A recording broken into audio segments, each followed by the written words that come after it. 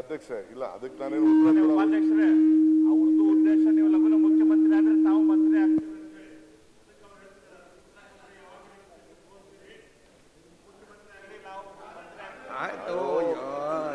ನನಗೆ ಅಷ್ಟಾಲಜರ್ ಹೇಳಿದ್ದು ಅವತ್ತು ನಿಮ್ಮ ನೇತೃತ್ವದೊಳಗಡೆ ನಮಗೆ ಮೀಸಲಾತಿ ಸಿಗಲಿ, ನಿಮ್ಮ ನೇತೃತ್ವದೊಳಗಡೆ ನಮ್ಗೆ ಮೀಸಲಾತಿ ಸಿಗಲಿ, ಅದಕ್ಕೆ ಬೇಗನೆ ಆಚೆ ಕಡೆ ಬನ್ನಿ ಸರ್. ಈಗ ಅವತ್ತು ಅದೇ ಅಷ್ಟಾಲಜರು SM ಕೃಷ್ಣರವ್ರನ್ನ ರಾಜ್ಯಸಭೆ ಮಾಡ್ಬೇಕಾದ್ರೆ ಅವ್ರು ಗೈಡ್ ಮಾಡಿದ್ರು, PCC ಟ್ರೈನ್ ಆಗ್ಬೇಕಾದ್ರು ಗೈಡ್ ಮಾಡಿದ್ರು, ಅವರೇ ಮಾಡಿದ್ರು. ಆವತ್ತಿನ ಕಾಲದಲ್ಲಿ ನಾನು ಏನು ಇಲ್ಲದೆ ಹೋದಾಗೆ ನನಗೆ ನಾ ಇನ್ನ ಮಂತ್ರಿನೇ ಇರಲಿಲ್ಲ, MLAನೂ ಇರಲಿಲ್ಲ. ನೀನು ಇಷ್ಟು ವರ್ಷ MLA ಆಯ್ತೀಯಾ, ತಿರ್ಗಾ ಮಂತ್ರಿನೂ ಆಯ್ತೀಯಾ, ನಿಂಗೆ ಟಿಕೆಟ್ ಸಿಗಲ್ಲ ಅಂತಾನೂ ಹೇಳಿದ್ರು. ನಾನು ಮಂತ್ರಿ ಆಗಿದ್ದಾಗೆ ನಿಂಗೆ ಟಿಕೆಟ್ ಸಿಗಲ್ಲ ಅಂತ ಕೂಡ ಹೇಳಿದ್ರು. ಹಾಗೂ ಹೇಳಿದ್ದಾರೆ ಈ ರಾಜ್ಯದಲ್ಲಿ ನನಗೆ ಯಾವ್ದು ಏನೇನು ಸ್ಥಾನ ಸಿಕ್ಕಿದೆ ಅಂತಾನೂ ಹೇಳಿದ್ದಾರೆ. ನಾನು ಈಗ ಅದನ್ನ ಚರ್ಚೆ ಮಾಡೋದು ನಾನು ಹೋಗೋದಿಲ್ಲ, ಅವಶ್ಯಕತೆ ಇಲ್ಲ, ಪರ್ಸನಲ್ ಆಗಿ ಮಾತಾಡೋಣ.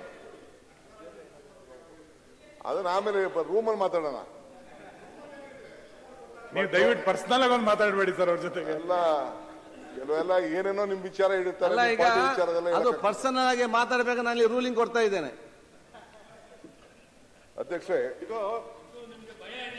ಭಯ ಇದೆ ಸೀಟ್ ಮೇಲೆ, ಹೊಸ ಸೀಟ್ ಮಾಡಿಸಿದ್ದೀರಲ್ಲ, ಇನ್ನೊಂದ್ ಸ್ವಲ್ಪ ದಿನ ಕೂತ್ಕೊಬೇಕು ಅಂತ ಆಸೆನಾ, ಹೋಗ್ಬೇಕು ಅಂತ ಆಸೆನಾ? ಅಶೋಕ್, ನಾನು ಅವ್ರು ನನಗೆ ಹೇಳಿದ್ರೆ ನಿಮ್ಮಲ್ಲಿರೋ ಒಂದು 25-30 ಜನ ಶಿಫ್ಟ್ ಆಗ್ಬಿಡ್ತಾರೆ.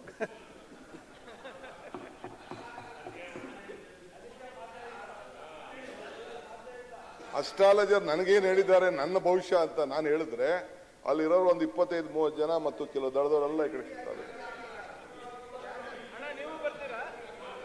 I don't want to disclose.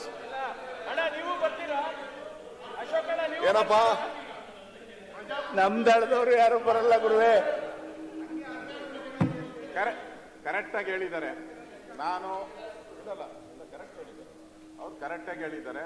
ನನ್ನ ಸಾಮತಿ ಇದೆ. ಅವ್ರು ಯಾವ ಮಾಟ ಅವಾಗ ಹೇಳಿದ್ರು, ನೀವು BJP ಅವ್ರು ನನ್ನ ಕರೆದ್ರ ಅಂತ. ಜ್ಞಾನೇಂದ್ರ ಹೇಳಿಲ್ವಾ ನಿಮ್ಗೆ? ಮೋಸ್ಟ್ಲಿ ಅವ್ರು ನಮ್ಮ ಕಡೆನೆ ಬರಂಗವ್ರೆ. ಅವಾಗ ನಾವು ಅವ್ರ ಜೊತೆ ಓದ್ತಿರಲ್ಲ. ಈಗ ಮುಂದಕ್ಕೆ ಹೋಗುವ. ಸುನೀಲ್ ಹೇಳ, ನೀನು ನಾನಲ್ಲಿ ಬರ್ತೀನಿ.